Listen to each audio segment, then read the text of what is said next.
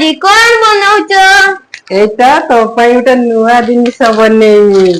କଣ ଜାଣିଲୁ ବନେଇବ ନୂଆ କଣ ଜିନିଷ? ବନେଇନି ଦେଖେଇଲେ ଆଗେ କରିନି କରିଲା ପରେ ତାପରେ କଣ ବନେଇମି କହିବୁ ହେଲା।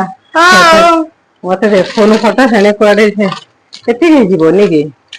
ହଁ ଏତିକି ଏତିକିରେ ହେଇଯିବ ଏତି ଆଁ ଆମର କିଏ ଖାଇବ ବାପା ଆଉ ତମେ ଆଉ ମୁଁ 3 ଜଣ କେତେ ଖାଇବୁ? ବନେଇଲେ ଯାଇକି ତୁ କଣ ଏଇଟା ବନେଇଛି ତାପରେ ଯାଇକି କହିବି ପାଣିଆ ହେଇଯିବ ଲୋ ଆଉ ଥିଲା ପା କରିଦେନି ହେଲା।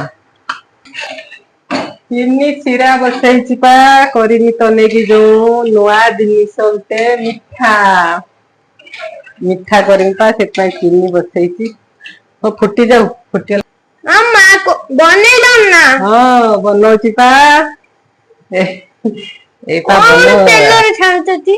ଛାଣିଛି ତେଲର ତାପରେ ଶିରାରେ ପକେଇବ ନା ହଁ କଣ ହେଇଥିବ? ଏଇଟା ହବ କାଲାଜାମ। କାଲାଜାମ ହବ ଏଇଟା ପା ବନେଇଲେ ଖାଇବୁନି କି? ମାମା ଛଣା ସରିଲା? ଛଣା ସରିଲା ଏବେ ରେଡି କଣ ଦେଖି ଗୁଲାବ ଜାମୁନ ହଁ ଗୁଲାବଜାମ। କାଲା ଜାମୁନ ବି କହିଲେ ଚଳିବ। ପୁରା ସୁନ୍ଦର ହେଇଛି। ସୁନ୍ଦର ଟେଷ୍ଟି ହେଇଛି। ଥାଳିର ଦିଟା ଦିଅନି ମୁଁ ଖାଇବି। ଟେଷ୍ଟି ପୁରା। ବାପୁନୁ କାଲାଜାମ ଖାଇଲୁ କେରକ ନାଗୁଛି?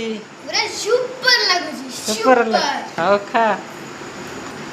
ଖାଇକି ମତେ କହିବ କେମିତି ଲାଗୁଛି ମୋ ପୁଅ ବନେଇ କହିଲାଣି କେଇ ଦିନ ଠାରୁ ନେଇକି ବନାଅ ବନାଅ କାଲାଜାମ ବନାଅ ଗୁଲାବଜାମ ବନାଅ ଡେଲି କହୁଛି ଆଜି ତା ପାଇଁ ମୁଁ ବନେଇଛି। ଖାଇସାରିକି ସେ